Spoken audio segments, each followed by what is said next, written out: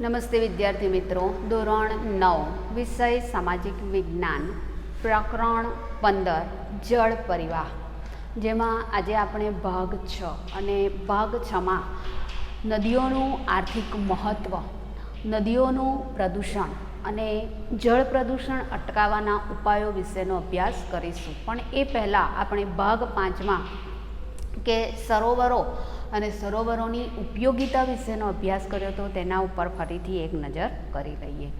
હવે આપણે છેલ્લે કે દ્વીપકલ્પીય નદીઓમાં કાવેરી નદી એના વિશેનો અભ્યાસ કર્યો હતો કે કાવેરી નદીનું ઉદ્ગમ સ્થાન એ પશ્ચિમ ઘાટની બ્રહ્મગીરી પર્વત શ્રેણીમાં કે કર્ણાટકમાં આવેલી બ્રહ્મગીરી પર્વત શ્રેણીમાં આ કાવેરી નદીનું ઉદ્ગમ સ્થાન છે.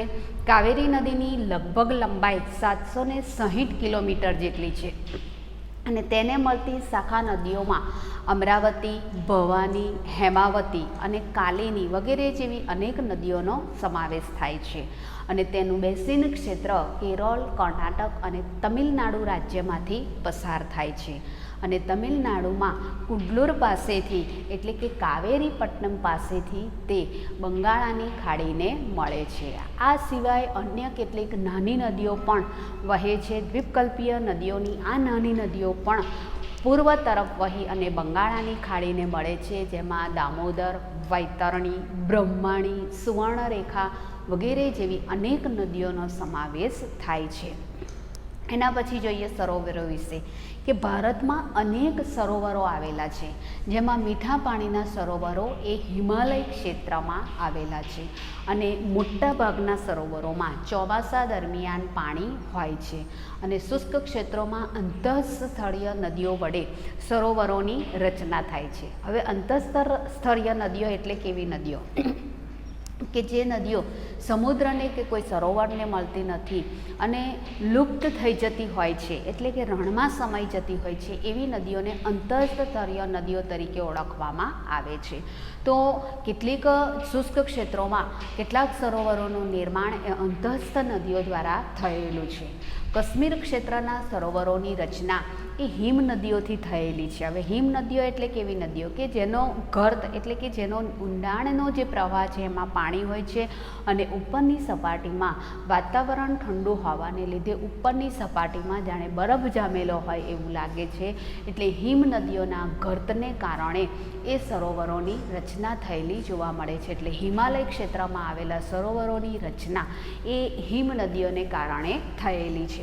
એવી જ રીતે કેટલાક સરોવરો પવન, નદીઓ અને માનવ પ્રવૃત્તિઓને કારણે એની રચના થયેલી જોવા મળે છે. વિસર્પણ આકાર નદીઓના પૂરના પ્રકોપને લીધે ગોળાની નાળ આકારના સરોવરોની રચના થયેલી જોવા મળે છે. તો ભારતના સમુદ્ર કિનારે સમુદ્રની ભરતીને લીધે લઘુન સરોવરોની પણ રચના થયેલી જોવા મળે છે. આ લઘુન સરોવરોમાં ચિલ્કા, કોલ્લેરુ, પુલિકટ, વેમ્બનાડ વગેરે એ લઘુન સરોવરો છે. હવે રાજસ્થાનમાં આવેલું સાંભર સરોવર કે જેનું ખારા પાણીનું સરોવર છે અને જેના પાણીનો ઉપયોગ એ મીઠું પકવવા માટે કરવામાં આવે છે. હવે મીઠા પાણીના જે સરોવરો છે એ હિમાલય ક્ષેત્રમાં આવેલા છે અને હિમ નદીઓને લીધે આ મીઠા પાણીના સરોવરોની રચના થયેલી જોવા મળે છે. જે તે સમયે હિમ નદીઓના ગર્તમાં કે પાણી ભરાઈ રહેવાને લીધે સરોવરોની રચના થયેલી છે અને હિમ નદીઓનો બરફ પીગળી જતાં અહીંયા સુંદર સરોવરોની રચના થયેલી જોવા મળે છે. કાશ્મીરનું વુલર સરોવર એ ભૂગર્ભીય ક્રિયાને કારણે રચાયેલું છે. આ ભૂગર્ભીય ક્રિયા એટલે કે પ્રાચીન સમયમાં કે જ્વાળામુખી વિસ્ફોટન અથવા તો ભૂકંપ જેવી કોઈક ભૂસંચાલનીય ક્રિયા થઈ હશે જેને કારણે આ કાશ્મીરના વુલર સરોવરની રચના થયેલી જોવા મળે છે. આ સિવાય દલ, ભીમતાલ, નૈનીતાલ, લોકતાલ, બડાપાની વગેરે જેવા કેટલાક સરોવરો આ હિમાલય ક્ષેત્રમાં આવેલા છે. હવે સરોવરોની ઉપયોગિતા કે સરોવરો એ માનવીને અનેક રીતે ઉપયોગી છે. કેટલીક નદીઓ સરોવરોમાંથી એના ઉદ્ગમ સ્થાન છે, જેમ કે નર્મદા નદીનું ઉદ્ગમ સ્થાન એ અમરકંટક પર્વત શ્રેણીમાં અમરકંટક સરોવર આવેલું છે. આ અમરકંટક સરોવરમાંથી આ નર્મદા નદી નીકળે છે. એવી જ રીતે સિંધુ છે, સતલુજ છે, બ્રહ્મપુત્રા કે જે હિમાલયની આ મુખ્ય નદીઓ છે, એ હિમાલયની મુખ્ય નદીઓના ઉદ્ગમ સ્થાનો પણ હિમાલય પર્વત શ્રેણીમાં આવેલા કૈલાસ માનસરોવરમાંથી છે. એટલે સરોવરો માનવીને અનેક રીતે ઉપયોગી છે. કેટલાક સરોવરો છે કે જે નદીઓના ઉદ્ગમ સ્થાનો ગણવામાં આવે છે. હવે જેમાં વધુ વરસાદ પડે છે તેવા ક્ષેત્રમાં આવેલા સરોવરોમાં વધારે પ્રમાણમાં જળ સંગ્રહિત કરી શકાય છે, કે વધારે વરસાદ પડતો હોય એવા વિસ્તારોમાં જે સરોવરો આવેલા છે એ સરોવરોમાં ચોમાસા દરમિયાન વધારે પાણીનો સંગ્રહ કરી શકાય છે. અને આ સંગ્રહિત કરેલા જળનો ઉપયોગ એટલે કે પાણીનો ઉપયોગ સિંચાઈ માટે અને અન્ય રીતે ઉપયોગ માટે લઈ શકાય છે. અન્ય રીતે ઉપયોગ માટે એટલે કે ઉદ્યોગો માટે, ખેતી માટે વગેરે વિવિધ કાર્યો માટે એ સરોવરોમાં સંગ્રહિત કરેલા જળનો ઉપયોગ કરવામાં આવે છે. સરોવરોમાં સંગ્રહિત કરેલા જળનો ઉપયોગ દુષ્કાળ વખતે પણ થઈ શકે છે. માનવી દ્વારા નિર્મિત નદીઓ ઉપર કેટલાક જે સરોવરો બાંધવામાં આવેલા છે, જેને માનવ સર્જિત સરોવરો કહેવામાં આવે છે. અને આ સરોવરોનો ઉપયોગ એ જળ વિદ્યુત ઉત્પન્ન કરવા માટે ખૂબ જ ઉપયોગી છે. એવી જ રીતે આ સરોવરો એ કુદરતી સૌંદર્ય ધામો પણ ગણાય છે. પરિણામે આ સરોવરો છે એ સહેલગા તરીકે પણ એનો વિકાસ થયેલો છે. સરોવરો મત્સ્ય પ્રવૃત્તિ અને પ્રવાસન સ્થળો તરીકે પણ ઉપયોગી બન્યા છે. એટલે કે કેટલીક નદીઓ ઉપર માનવ નિર્મિત સરોવરોની રચના કરવામાં આવેલી છે. જેમ કે આપણા ગુજરાતમાં નર્મદા નદી ઉપર સરદાર સરોવરની રચના કરવામાં આવી છે. ચોમાસા દરમિયાન વધુ વરસાદને લીધે આવા સરોવરોમાં અહીંયા પાણીના જથ્થાનો સંગ્રહ કરવામાં આવે છે. વડોદરામાં વિશ્વામિત્રી નદી ઉપર આજવા સરોવર, સાબરકાંઠા જિલ્લામાં મેશ્વો નદી ઉપર મેશ્વો સરોવર વગેરે જેવા અનેક સરોવરોનું નિર્માણ કરવામાં આવેલું છે. અને આ સરોવરોમાં સંગ્રહિત જળનો ઉપયોગ એ જ્યારે આ કુદરતી રીતે દુષ્કાળ જેવી પરિસ્થિતિને પહોંચી વળવા માટે આ સરોવરોના જળનો ઉપયોગ કરવામાં આવે છે. મત્સ્ય પ્રવૃત્તિ માટે પણ આ સરોવરોનું પાણી ખૂબ જ ઉપયોગી છે. આ સરોવરોમાંથી નહેરોનું નિર્માણ કરી અને લોકો સુધી પીવા માટે, ખેતી માટે, સિંચાઈ માટે તેમજ ઉદ્યોગો માટે અનેક રીતે ઉપયોગી એવું પાણી પહોંચાડવામાં આવે છે. અને આ જે કૃત્રિમ રીતે બનાવવામાં આવેલા માનવ સર્જિત જે સરોવરો છે એ સહેલગા તરીકે પણ વિકાસ પામ્યા છે. એટલે કે મત્સ્ય પ્રવૃત્તિની સાથે સાથે એક પ્રવાસન સ્થળ તરીકે પણ આ સરોવરોનો વિકાસ થયો છે. આમ સરોવરો એ માનવીને અનેક રીતે ઉપયોગી ગણવામાં આવે છે. હવે આપણે જોઈએ નદીઓનું આર્થિક મહત્ત્વ, કે માનવ ઇતિહાસમાં નદીઓનું એક ખૂબ જ મહત્ત્વ છે. આપણે પ્રાચીન સમયથી અત્યાર સુધી જોઈએ તો ભારત એ ખેતીપ્રધાન દેશ છે. અને ખેતીપ્રધાન દેશ હોવાને નાતે અત્યારે પણ આપણે જોઈએ તો જે તે શહેર કે કોઈ નગર છે એ નદીને કિનારે વસેલું જોવા મળે છે. કે મુખ્ય પ્રવૃત્તિ ખેતી અને પશુપાલનનો વ્યવસાય હતો. અને આ ખેતી અને પશુપાલન માટે પાણીની પુષ્કળ પ્રમાણમાં જરૂર પડતી હતી, જેને લીધે ખેતી અને પશુપાલનની અનુકૂળતા એ નદીઓને કિનારે વધુ હોવાને લીધે પ્રાચીન સમયથી જ લોકોએ નદીઓ કિનારે વસવાટ કર્યો છે. અને નદી કિનારે વસવાટ કર્યો હોવાને લીધે આજના જે આપણા શહેરો કે નગરો છે એ નદીને કિનારે વિકસેલા જોવા મળે છે. તો માનવ ઇતિહાસમાં નદીઓનું એ ખૂબ જ મહત્ત્વ છે. કહેવામાં આવે છે કે પ્રાચીન ભારતીય સંસ્કૃતિ એ સિંધુ અને રાવી નદીને કિનારે વિકસી હતી. કે ભારતીય સંસ્કૃતિના નિર્માણમાં આર્યોનું વિશેષ પ્રભુત્વ રહેલું છે, વિશેષ મહત્ત્વ રહેલું છે. અને આ આર્ય સંસ્કૃતિને સિંધુ સંસ્કૃતિ તરીકે પણ ઓળખવામાં આવે છે. કે આર્યો પોતે મધ્ય એશિયામાંથી આવી અને સૌ પ્રથમ વાયવ્ય ભારતમાં એમણે પોતે વસવાટ કર્યો હતો. અને સિંધુ નદી અને એની આસપાસના વિસ્તારોમાં આ આર્યો વસ્યા હતા, જેને લીધે એ પોતે સિંધુ અને અન્ય બીજી 6 નદીઓ એમ 7 નદીઓની પ્રદેશોના આસપાસમાં આર્યોનો વસવાટ હતો, જેને લીધે આર્યો એને સપ્ત સિંધુના પ્રદેશ તરીકે પણ ઓળખવામાં આવતા હતા. અને ભારતીય સંસ્કૃતિના ઘડતર અને વિકાસમાં આર્યોનો ફાળો વિશેષ હોવાને લીધે ભારતીય સંસ્કૃતિને આર્ય સંસ્કૃતિ કહેવામાં આવે છે અને તેથી જ કહેવાયું છે કે ભારતીય સંસ્કૃતિ એ સિંધુ અને રાવી નદીને કિનારે વિકસી છે અને આ માનવ ઇતિહાસમાં નદીઓ એ ઘણું જ વિશેષ મહત્ત્વ ધરાવે છે. હવે આ નદીઓનું પાણી એ કુદરતી સંસાધન છે કે ચોમાસામાં વરસાદ આવે છે ત્યારે નદીઓમાં પાણી આવે છે અને આ પાણીનો અનેક રીતે માનવી ઉપયોગ કરે છે. એટલે નદીઓનું પાણી એ આપણા માટે એક કુદરતી સંસાધન છે. તે માનવીની ઘણી બધી પ્રવૃત્તિઓ માટે આ પાણી જરૂરી છે અને આ પાણી એ માનવી માટે ખૂબ જ અનિવાર્ય છે.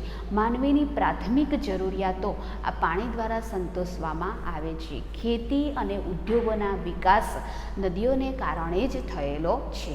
હવે પ્રાચીન સંસ્કૃતિ આપણી છે એ આ નદીઓને કિનારે જ વિકાસ પામેલી છે. ભારતના મોટાભાગના શહેરો છે એ પણ નદીઓને કિનારે વિકાસ પામેલા છે, જેમાં દિલ્હી જે દિલ્હી કે જે યમુના નદીને કિનારે વિકસેલું શહેર છે, કોલકાતા કે જે ભાગીરથી હુગલી નદીને કિનારે વિકસેલું શહેર છે, અમદાવાદ કે જે સાબરમતી નદીને કિનારે વિકસેલું શહેર છે, ભરૂચ કે જે તાપી નદીને કિનારે નર્મદા નદીને કિનારે વિકસેલું શહેર છે, સુરત કે જે તાપી નદીને કિનારે વિકસેલું શહેર છે. એવી જ રીતે વડોદરા કે જેમાં બરાબર વચ્ચે થઈને વિશ્વામિત્રી નદી વહે છે. તો વિદ્યાર્થી મિત્રો, તમે જે શહેર કે નગરમાં રહો છો એ શહેર કે નગર કે ગામની નજીકમાં થઈને કોઈક નદી વહેતી હશે એનો પણ તમારે જાણકારી મેળવવી એ ખૂબ જ જરૂરી છે. તો મોટાભાગના શહેરો કે નગરો છે એ નદીઓને કિનારે વિકાસ પામ્યા છે અને ભારતના કેટલાક મોટા અને મહત્ત્વના શહેરો કે જે નદીઓને કિનારે વિકસેલા જોવા મળે છે. એવી જ રીતે ભારત જેવા ખેતીપ્રધાન દેશના વિકાસમાં આ નદીઓને ખૂબ જ મહત્ત્વ આપવામાં આવે છે કે નદીઓના પાણીનો આ ઉપયોગ એ ખેતી માટે મહત્તમ ઉપયોગ કરવામાં આવે છે. એટલે ભારત જેવા કૃષિપ્રધાન દેશ માટે નદી એ પાયાનો એકમ ગણવામાં આવે છે. હવે આધુનિક સમયમાં આ નદીઓના જળનો ઉપયોગ એ પીવા માટે, સિંચાઈ માટે, જળ વિદ્યુત માટે અને નૌકા વિહાર માટે કરવામાં આવે છે. દાખલા તરીકે જેમ કે આપણે અમદાવાદમાં સાબરમતી નદી વહે છે તો સાબરમતી રિવરફ્રન્ટ બનાવી અને એક પ્રવાસન સ્થળ તરીકે પણ એનો વિકાસ કરવામાં આવ્યો છે. એવી જ રીતે નૌકા વિહાર માટે પણ એનો વિકાસ કરવામાં આવ્યો છે. તો ખેતી માટે, પશુપાલનના વ્યવસાય માટે પાણી પૂરું પડે છે, પીવા માટે, ઉદ્યોગો માટે અને એની સાથે સાથે જળ વિદ્યુત ઉત્પન્ન કરવા માટે અને નૌકા વિહાર તરીકે નદીઓના જળનો મહત્તમમાં મહત્તમ ઉપયોગ કરવામાં આવે છે. હવે આપણે જોઈશું કે નદી પ્રદૂષણ, કે આ જે નદીઓ પ્રાચીન સંસ્કૃતિ જે નદીઓને કિનારે વિકસી છે એ જ નદીઓનું આજે ખૂબ જ મોટી માત્રામાં પ્રદૂષણ થઈ રહ્યું છે. તો કયા કારણોસર આ નદીઓના પાણીનું પ્રદૂષણ થઈ રહ્યું છે? તો નદીના પાણીનો ઉપયોગ ઘરેલું કાર્યો માટે એટલે જેમ કે આપણે વાસણ, કપડાં, કચરા પોતું વગેરે કાર્ય કરવા માટે નદીઓના પાણીનો ઉપયોગ કરતા હોઈએ છીએ. એટલે જરૂરી એવા ઘરેલું વિવિધ કાર્યો કરવા માટે, પછી કૃષિ પ્રવૃત્તિ એટલે કે ખેતી માટે, ઔદ્યોગિક ઉત્પાદનમાં પ્રવૃત્તિમાં વધારે પડતો કરવામાં આવે છે, ઉદ્યોગ ધંધા માટે પણ આ નદીઓના પાણીનો ઉપયોગ કરવામાં આવતો હોય છે. આપણે પ્રાચીન સંસ્કૃતિથી જ નદીઓની પૂજા કરતા આવ્યા છે, એટલે કે નદીઓને લોકમાતાનું બિરુદ આપવામાં આવેલું છે અને તેને પવિત્ર ગણી અને આપણે તેની પૂજા કરીએ છીએ. તેમ છતાં પણ અત્યારે પણ આપણી ભારતીય સંસ્કૃતિ નદીઓને લોકમાતાનું બિરુદ આપે છે. આપણે કોઈક જગ્યાએ થઈને પસાર થતા હોઈએ, કોઈક વાહનની અંદર અને નદી આવે તો આપણે બે હાથ જોડીને નમન કરીએ છીએ અને સિક્કો પધરાવતા હોઈએ છીએ. તો પ્રાચીન સમયથી જ ભારતીય સંસ્કૃતિમાં નદીઓને લોકમાતાનું બિરુદ આપવામાં આવ્યું છે, નદીઓની પૂજા કરવામાં આવી છે. તો આ નદીઓના પાણીને આપણે જ દૂષિત કરીએ છીએ. તો કેવી રીતે? તો ઉદ્યોગોનું મલિન જળ એટલે દૂષિત જળ, કે કેમિકલોવાળું, રસાયણોવાળું જે પાણી છે એ ઉદ્યોગોનું જે દૂષિત પાણી છે એ આપણે નદીઓમાં છોડીએ છીએ. એવી જ રીતે જે તે શહેરો કે નગરોનો વિકાસ એ નદીને કિનારે થયેલો છે. એટલે કે જે શહેરોની ગટરોનું જે ગંદુ પાણી છે એ આપણે શહેરની નજીકમાં થઈને જે નદી પસાર થતી હોય છે એ નદીની અંદર આપણે છોડતા હોઈએ છીએ. આ ઉપરાંત શહેરોનો કચરો પણ નદીઓના પાણીમાં જ નાખતા હોઈએ છીએ. આપણે સ્વચ્છતા અભિયાન અંતર્ગત આપણું ભારત દેશ આગળ કાર્ય કરી રહ્યો છે. ઘેર ઘેર આપણા ત્યાં ડોર ટુ ડોર એ કચરાની ગાડી એ કચરો લેવા માટે આવે છે. પણ શું તમે વિદ્યાર્થી મિત્રો એટલું તો જાણ્યું છે કે આ કચરો લઈ જઈને એને ક્યાં ઠાલવવામાં આવે છે? તો નાના નગરો હોય કે મોટા શહેરો હોય તો આ જે કચરો લઈ જાય છે એને નદીઓના કિનારે જ ઠાલવવામાં આવતો હોય છે. અને નદીઓના કિનારે કચરાના મોટા ઢગને ઢગ ખડકાતા ગયા છે, એટલે મોટાને મોટા ઢગલા થતા ગયા છે, જેને લીધે નદીઓના પટ સાંકડા થતા ગયા છે. અને નદીઓના પટ સાંકડા થાય છે ત્યારે ચોમાસામાં જ્યારે એ વિસ્તારમાં અથવા તો ઉપરવાસમાં જ્યારે વધારે વરસાદ પડે છે અને એ નદીમાં જ્યારે પાણી આવે છે ત્યારે એનો જે પટ છે એટલે કે એની પહોળાઈ છે એ સાંકડી થતી જાય છે, જેને લીધે એ પાણી છે એ કિનારાના શહેરો તરફ અથવા તો નદીના વહેણની આગળ આવતા જે તે ગામો કે શહેરોને એ નદીના પૂરના પાણીનો ભોગ બનવું પડતું હોય છે. એટલે આપણે શહેરોનો જે કચરો છે એ કચરો અને ગટરોનું ગંદુ પાણી આપણે નદીઓમાં જ નાખીએ છીએ. પરિણામે માનવી જેને લોકમાતા કહે છે એ નદીના પાણીને દૂષિત કરે છે. આમ ઔદ્યોગિકરણ અને શહેરીકરણને કારણે જળ પ્રદૂષણમાં સતત ને સતત વધારો થયા કર્યો છે. નદીના પાણીનું પ્રદૂષણ આપણી રાષ્ટ્રીય સમસ્યા બની ગઈ છે અને નદીના પાણીને દૂષિત થતું અટકાવવા સરકાર હાલમાં વિવિધ પ્રકારે પ્રયત્નો કરી રહી છે.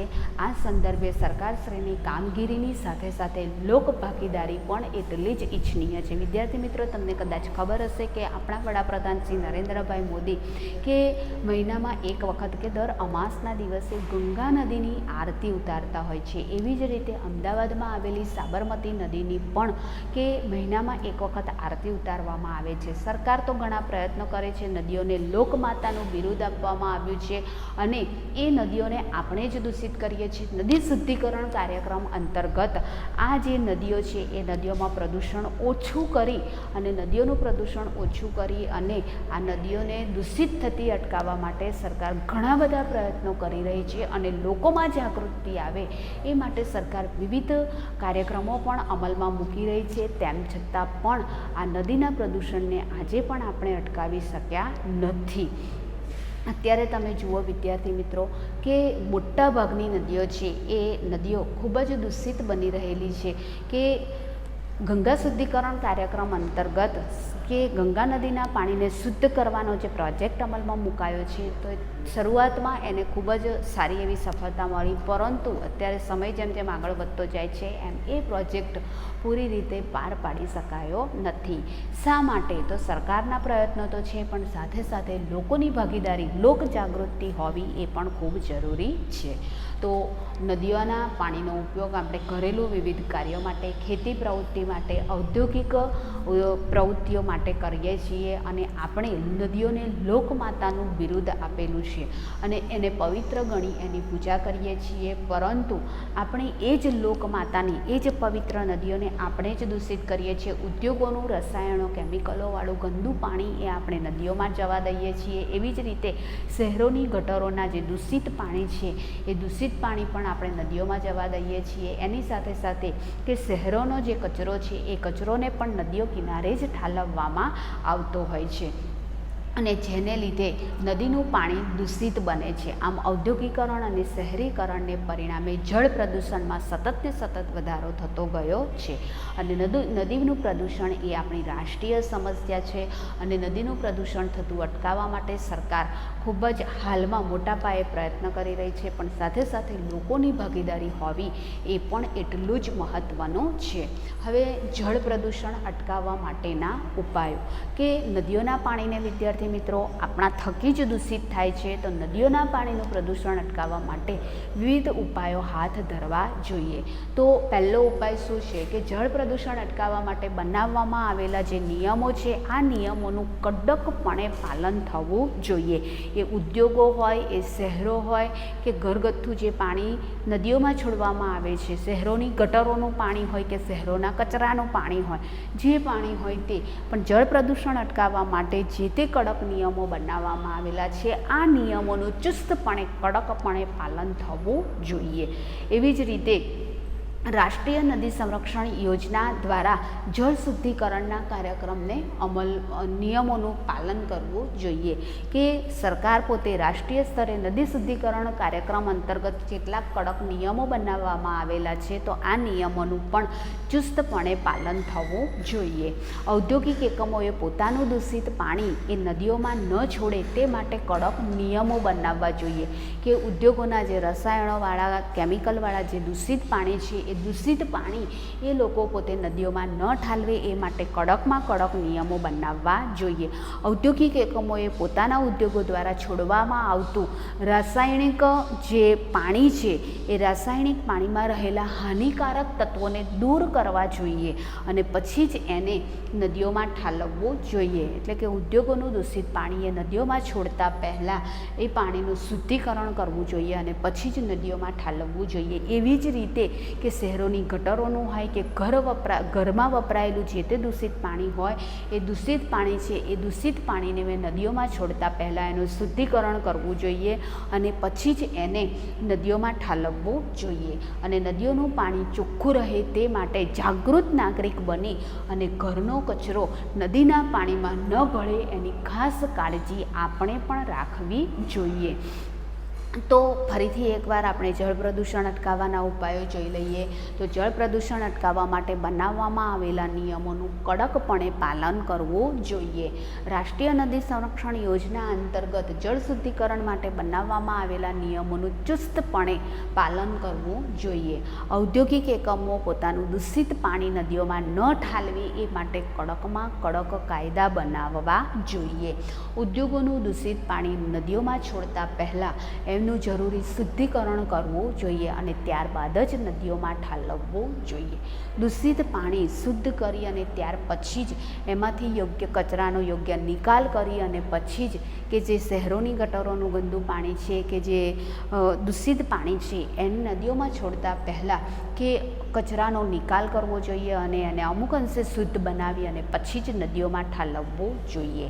અને નદીઓનું પાણી ચોખ્ખું રહે તે માટે ઘરનો કચરો નદીના પાણીમાં ન ભળે તેની એક જાગૃત નાગરિક તરીકે આપણે પણ ખાસ તકેદારી રાખવી જોઈએ. તો વિદ્યાર્થી મિત્રો, અહીંયા આપણે આ પાઠ 15 જળ પરિવાહ અહીંયા પૂર્ણ થાય છે. મને ચોક્કસ ખાતરી છે કે તમે વ્યવસ્થિત રીતે સારી રીતે સમજ્યા હશો. એકવાર આપણે સ્વાધ્યાયના પ્રશ્નો ઉપર નજર કરી લઈએ કે તફાવત આપો હિમાલયની નદીઓ અને દ્વીપકલ્પીય નદીઓ. તો હિમાલયની નદીઓ બારે માસ ભરપૂર પાણીથી વહેતી હોય છે, જ્યારે દ્વીપકલ્પીય નદીઓ એ મોસમી નદીઓ છે. હિમાલયની નદીઓ કે જેના ઉદ્ગમ સ્થાન એ હિમાલય પર્વત શ્રેણીમાં છે. ઉનાળામાં ત્યાં ચોમાસામાં વરસાદ પડવાને લીધે અને ઉનાળામાં શિખરો પરનો બરફ પીગળવાને લીધે અહીંયા એ નદીઓમાં બારે માસ પાણી જોવા મળે છે. નદીઓમાં જળજથ્થાનું પણ પ્રમાણ વધારે છે. ગંગા, યમુના, બ્રહ્મપુત્રા, સિંધુ, સતલુજ વગેરે હિમાલય પર્વત શ્રેણીમાંથી નીકળતી નદીઓ છે. જ્યારે દ્વીપકલ્પીય નદીઓ છે એ છીછરી નદીઓ છે.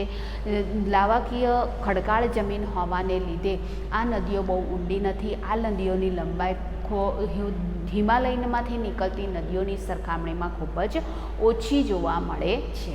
હવે આ દ્વીપકલ્પીય નદીઓમાં ગોદાવરી, કૃષ્ણા, કાવેરી, મહા વગેરે મુખ્ય નદીઓ છે અને આ હિમાલયની નદીઓ દ્વીપકલ્પીય નદીઓ છે એ લગભગ બધી જ નદીઓ ઉચ્ચ પ્રદેશોના ઢોળાવાને કારણે એમનું વહેણ એ પૂર્વ તરફ છે, દક્ષિણ પૂર્વ તરફ છે અને દક્ષિણ પૂર્વ તરફ વહી અને આ મોટાભાગની નદીઓ છે એ બંગાળાની ખાડીને મળે છે. દ્વીપકલ્પીય નદીઓમાં નર્મદા અને તાપી આ બે જ મોટી નદીઓ છે કે જે પશ્ચિમ તરફ વહી અને અરબ સાગરને મળે છે.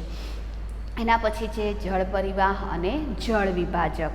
એ પણ આપણે ચર્ચા કરી દીધી છે. સરોવરોની ઉપયોગિતા, જળ પ્રદૂષણ અટકાવવાના ઉપાયો અને ગોદાવરી નદીને દક્ષિણની ગંગા કહે છે. તમામ પ્રશ્નો પછી ગંગા નદી પ્રણાલી, નર્મદા નદી અને એની સાથે સાથે કૃષ્ણા અને કાવેરી નદી બેસીન બધા જ પ્રશ્નોનો આપણે અભ્યાસ જે પાઠ ચાલ્યો એ દરમિયાન બધા જ પ્રશ્નોનું 2 થી 3 વાર સારી રીતે સમજૂતી મેળવી લીધેલી છે. તો વિદ્યાર્થી મિત્રો, સ્વાધ્યાય એકવાર ધ્યાનથી જોઈ લેશો અને અહીંયા આપણું આ પ્રકરણ પૂર્ણ થાય છે. Thank you.